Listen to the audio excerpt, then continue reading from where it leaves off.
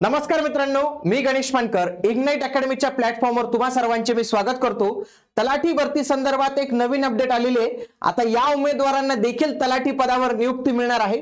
त्यासोबतच निवड यादी आणि प्रतीक्षा यादी ही जाहीर झालेली आहे। तर कोणते असे उमेदवार आहेत, त्यांना डॉक्युमेंट व्हेरिफिकेशन कधी होणार आहे, कोणते डॉक्युमेंट्स घेऊन जायचे, याच्या संबंधीची संपूर्ण माहिती आज आपण जे आहे तर ते पाहणार आहोत। म्हणून हा व्हिडिओ तुम्ही शेवटपर्यंत पूर्ण बघितलाच पाहिजे। बघा, नुकतंच जिल्हाधिकारी कार्यालय पुणे यांच्याकडून 19/8/2025 रोजी एक नवीन जे आहे तर त्यांचं एक प्रसिद्धी पत्रक आलेलं होतं।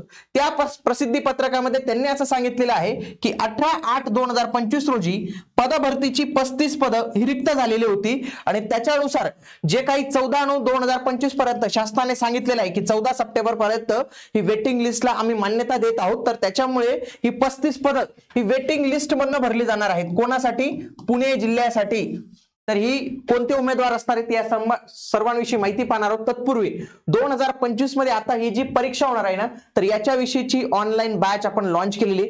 2023 मध्ये जी परीक्षा झाली होती त्यावेळी महाराष्ट्रातून सर्वात जास्त निवड जी आहे तर ती इग्नाइट अकॅडमीच्या माध्यमातून जी आहे तर ती आपण दिली होती। आणि ही बॅच ही लाईव्ह प्लस रेकॉर्डेड अशा दोन्ही स्वरूपात तुम्हाला बघायला मिळणार आहे। याच्यामध्ये जर तुम्ही ही प्राइस पाहिली 1999 प्लस जीएसटी, याच्यामध्ये जर GM10 हा कोड यूज कराल तर तुम्हाला फ्लॅट 10% पर्यंतचे जे आहे तर ते ऑफ मिळणार आहे।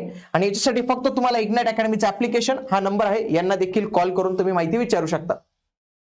बघा, 35 पदं भरायचे आणि या 35 मध्ये ज्यांचं सिलेक्शन झालेले त्यांनी जर याआधी डॉक्युमेंट व्हेरिफिकेशन केलं नसेल तर त्या सर्वांना डॉक्युमेंट व्हेरिफिकेशनसाठी 21 ला बोलवलेले। त्यासोबतच जे कोणी उमेदवार वेटिंग मध्ये आहेत या लिस्ट मध्ये तर त्यांना पण सांगितलेले की तुम्ही डॉक्युमेंट व्हेरिफिकेशन करून जा 21/8/2025 ला 11 वाजता जिल्हाधिकारी कार्यालय पुणे।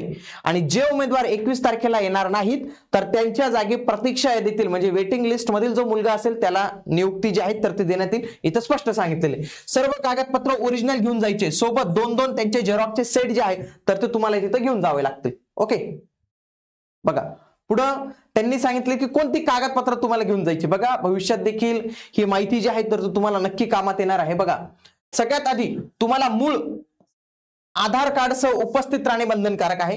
त्याच्यानंतर तुम्ही जो अर्ज भरला होता ऑनलाईन पद्धतीने त्या अर्जाची मूळ प्रिंटआउट, खूप साऱ्या उमेदवारांकडे ही प्रिंट नसते। तसेच परीक्षा फी जमा केल्याचा पुरावा, तसेच परीक्षासाठीच्या प्रवेश पत्राची प्रत।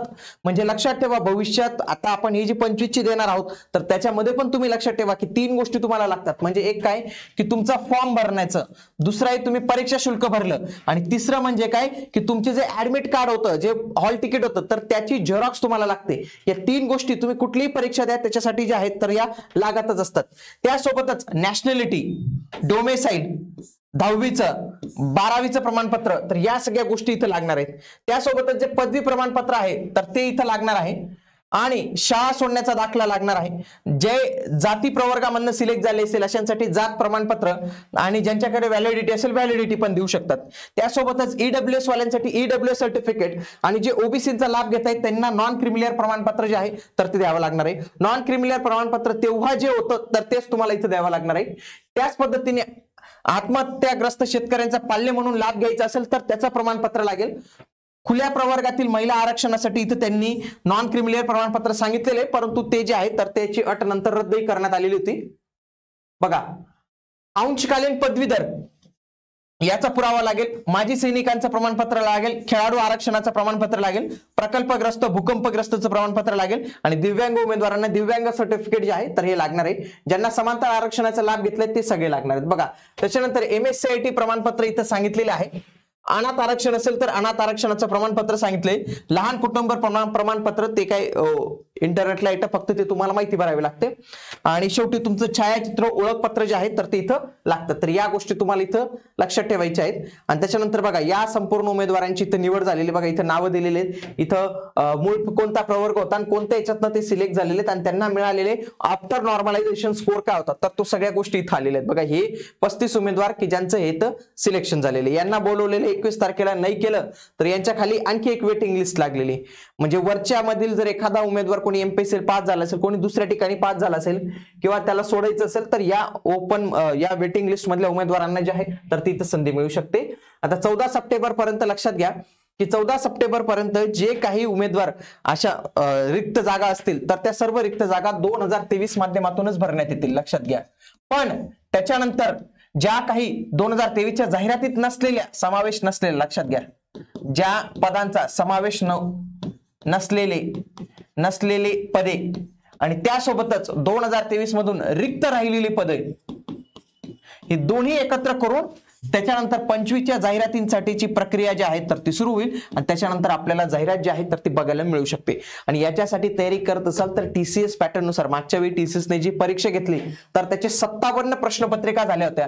हे संपूर्ण 5700 प्रश्न तुम्हाला विथ डिटेल एक्सप्लेनेशन जे आहेत तर ते आपल्या या पुस्तकात पाहायला मिळणार आहे. आणि तुम्ही जर अभ्यास करत असाल तर सर्वात आधी हे पुस्तक तुम्ही सॉल्व्ह करून टाका. हे जर पुस्तक पूर्ण तुम्ही सॉल्व्ह केलं ना, नक्की तुम्हाला तो पॅटर्न जो आहे तर तो तलाठी भरतीचा क्रॅक होऊन जाणार आहे. म्हणून आतापासूनच हे पुस्तक जे आहे तर ते तुम्ही अभ्यासाला सुरुवात करा. तुमच्या नजीकच्या बुक स्टोअरला तुम्ही भेट देऊ शकतात. त्यासोबतच आपल्या इग्नाइट अकॅडमीच्या ऍप्लिकेशन वरून देखील तुम्ही मागवू शकतात. Amazonवर पण आपलं हे पुस्तक जे आहे तर ते अवेलेबल आहे. आणखी काही प्रॉब्लेम असेल तर या नंबरला तुम्ही संपर्क करू शकतात. भेटूया पुढील व्हिडिओमध्ये. तोपर्यंत जय हिंद, जय महाराष्ट्र, धन्यवाद.